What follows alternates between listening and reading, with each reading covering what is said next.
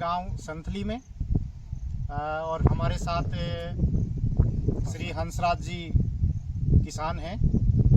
आप इस गांव के प्रगतिशील किसान हैं। कृषि विभाग से इन्होंने अभी खरीफ 2024 के अंदर मिनी किट में ढेंचा बीज लिया है। उस ढेंचा बीज की बुआई इन्होंने अपने खेत में की है और ढेंचा बीज की जो फसल है, किसान भाइयों आप देख रहे हैं, ये बहुत अच्छी फसल है। और जैसा कि हंसराज जी ने बताया, ये अब लगभग 30 दिन की फसल हो चुकी है। फसल की बढ़वार बहुत अच्छी है। और आइए इनसे हंसराज जी से जानते हैं कि इनको इस फसल के बारे में इनके क्या विचार हैं और इनको इस फसल की कितनी जानकारी है।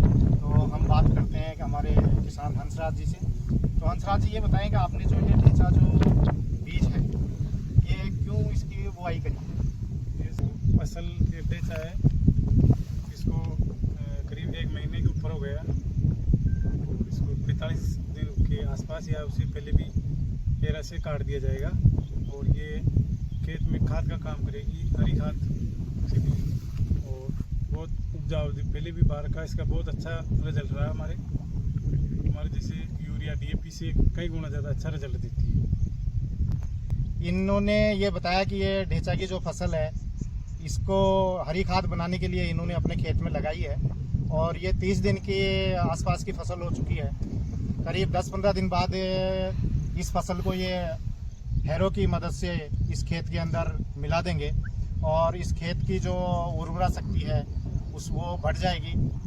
साथ साथ ही जैसा हंसराज जी ने ये भी बताया कि इससे इनकी जो भूमि जो खराब है या जो ऊसरपन है, वो भी इससे सुधार होगा और आने वाली जो फसलें हैं वो इस हरी खाद का उपयोग करने के बाद बहुत अच्छी फसलें होंगी।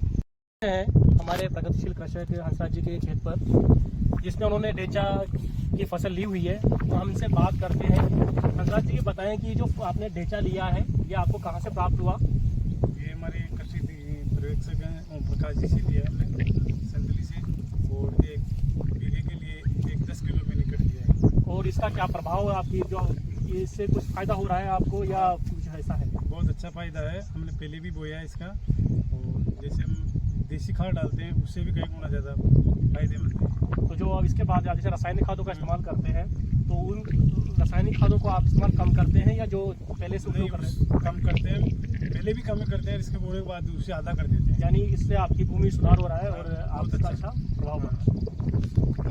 आज ये बताइए कि आपने जो ढेंचा फसल बोई है, जैसा कि आपने बताया कि आप पहले भी इसको बो चुके हो, तो आपको पहले इसका क्या रिजल्ट रहा? और आप जैसे बता रहे हो कि 45-50 दिन बाद इसको जमीन में मिला देंगे, तो 45-50 दिन बाद ही क्यों मिलाओगे? इसका क्या कारण है? इसका कारण ये है कि इसमें 45 दिन बाद में इसकी जड़ों के अंदर जैसे गांठें बन जाती है, तो वो नाइट्रोजन का काम करती है और इसका पौधा कॉमन रहता है कि यूरिया का काम करेगी। हाँ, मतलब ये जमीन में अच्छी सड़गल जाती है, हाँ, मतलब रुकता और नहीं। ये कोमलता जी बहुत जल्दी खाद काम कर देती है सब। बहुत अच्छे। तो आपके पास है इसको पलटने के लिए साधन? हाँ, ये रहा है। किससे करोगे? हेरो से। ठीक है।